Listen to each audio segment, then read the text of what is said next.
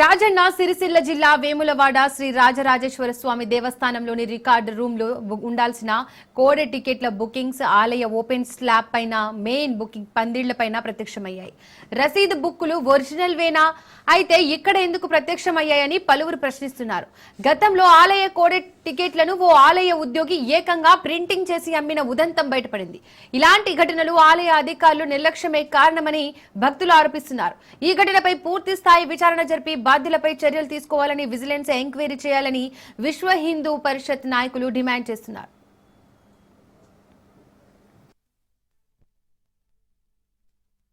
దక్షిణ కాశీ అయిన వేములవాడ రాజన్న క్షేత్రంలో రాజన్నకు ఇష్టమైన కోడె మొక్కుల పట్ల, కోడె రసీదుల పట్ల అధికారులు చిన్న చూపు ఇస్తారు.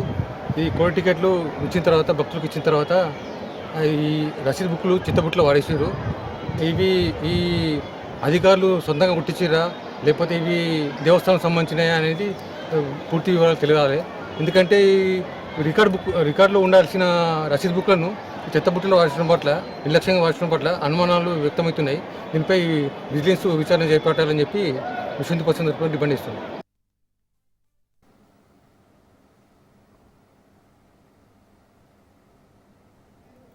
ఇక దీనికి సంబంధించి మరిన్ని డీటెయిల్స్ మా ప్రతినిధి రవీందర్ అందిస్తారు. రవీందర్, వేములవాడ శ్రీ రాజరాజేశ్వర స్వామి దేవస్థానంలో టికెట్ బుకింగ్ వివాదానికి సంబంధించి డీటెయిల్స్ ఏంటి?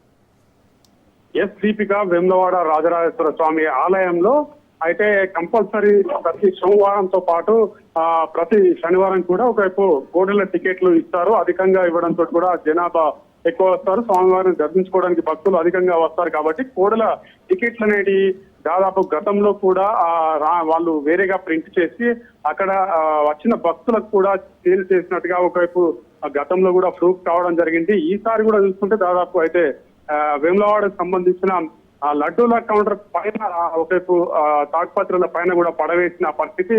ఆ టికెట్లు చింపిన అనంతరం కూడా బుక్కులు అక్కడ పడవేయడం జరిగింది. అయితే ఆ బుక్లను అయితే స్టోర్ రూమ్ లో ఉంచాలి. ఒకవైపు అధికారుల సమక్షంలో అది ఎన్ని టికెట్లు కట్ అయ్యాయి, ఒకవైపు దాన్ని ఆడిట్ చేసిన అనంతరమే వాటిని అధికారుల సమక్షంలో కాలబెట్టాల్సి ఉంటుంది. కానీ ఆ టికెట్లకు సంబంధించిన బుక్లను అయితే ఆ సిట్ పైన దొరకడంతో కూడా ఒకవైపు స్థానిక హిందూ పరిషత్ వాళ్ళు కూడా ఒకవైపు దానిపైన వివరణ కోరడం జరిగింది. వివరణ చేయాలి. అదేవిధంగా ఏసీపీకి సంబంధించిన అధికారులను దాంట్లో ఉంచి దానికి వివరణ ఇచ్చినట్టయితే కంపల్సరీ ఎవరు ఇటువంటి వాటికి పాల్పడుతున్నారో దాన్ని బయటకు చేయవచ్చు అనే కోణంలో కూడా వాళ్ళు వాయిస్ కూడా ఇవ్వడం జరిగింది. అంటే ఈ టికెట్లు అనేవి గతంలో కూడా ఒకవైపు టికెట్ల బుక్లు ప్రింట్ చేసి ప్రత్యేకంగా వచ్చిన భక్తులకు ఇటు ఎండోమెంట్కి సంబంధం లేకుండా వాళ్ళు ప్రింట్ చేసి వచ్చిన భక్తులకు సేల్ చేస్తూ అధికంగా డబ్బులు తండుకుంటున్న పరిస్థితులు అయితే స్పష్టంగా దాంట్లో కనబడుతున్నట్టుగా చెప్పవచ్చు. ఎందుకంటే ఆడిట్ చేయకముందే ఆ బుక్లు అనేవి బయటకు వచ్చాయి కాబట్టి ఆ బుక్ సంబంధించిన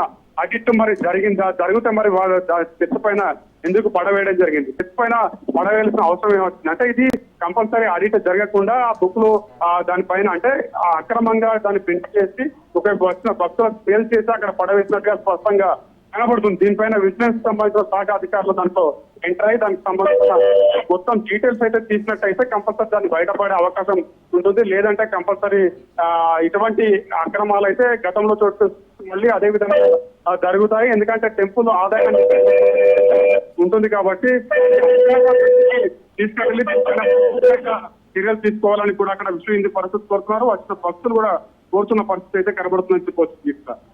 రైట్ రవీందర్, థ్యాంక్ యూ.